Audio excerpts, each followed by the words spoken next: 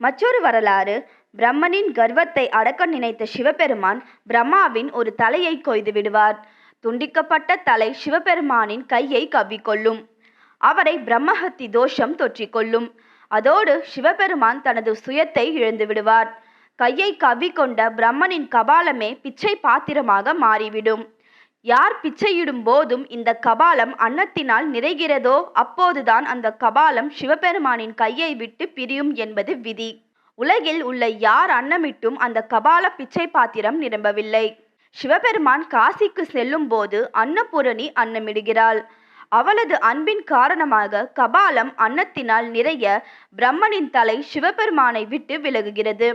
சிவபெருமானும் பிரம்மஹத்தி தோஷத்திலிருந்து மாயையிலிருந்து விடுபடுகிறார்.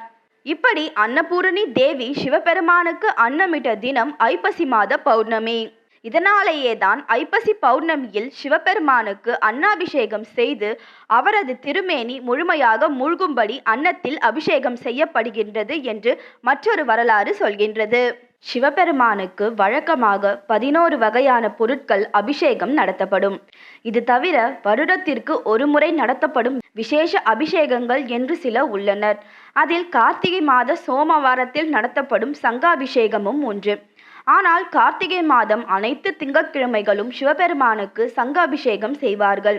சிவபெருமானுக்கு எத்தனையோ பொருட்களால் அபிஷேகம் செய்யப்பட்டாலும் வருடத்திற்கு ஒரு முறை, அதுவும் ஐப்பசி பௌர்ணமி நாளில் மட்டும் அன்னத்தால் அபிஷேகம் செய்வார்கள்.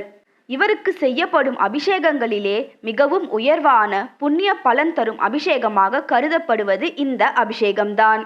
ஐப்பசி மாதத்தில் சிவபெருமானுக்கு பிரதோஷம், சிவன்ராத்திரி, திங்கட்கிழமை என எத்தனையோ நாட்கள் வந்தாலும் பௌர்ணமி நாள் மட்டும், அதுவும் குறிப்பிட்ட நேரத்தில் மட்டும்தான் அன்னத்தால் அபிஷேகம் செய்வார்கள். சிறப்புகள் மற்றும் கோவிலுக்கு சென்று வழிபடும் முறை.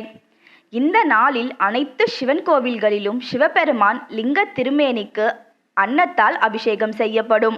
சில ஆலயங்களில் உச்சிகால வேளையிலும் சில ஆலயங்களில் மாலை நேரத்திலும் இந்த அபிஷேகம் நடைபெறும். நீங்கள் எந்த கோவிலுக்கு சென்று வழிபாடு செய்ய போகிறீர்களோ முன்கூட்டியே அந்த கோவிலுக்கு சென்று அன்னாபிஷேகம் நடைபெறும் நேரத்தை கேட்டு அறிந்து வைத்துக் கொள்ளுங்கள். இந்த தரிசனத்தை காண்பது மிக மிக புண்ணியமான ஒன்றாகும்.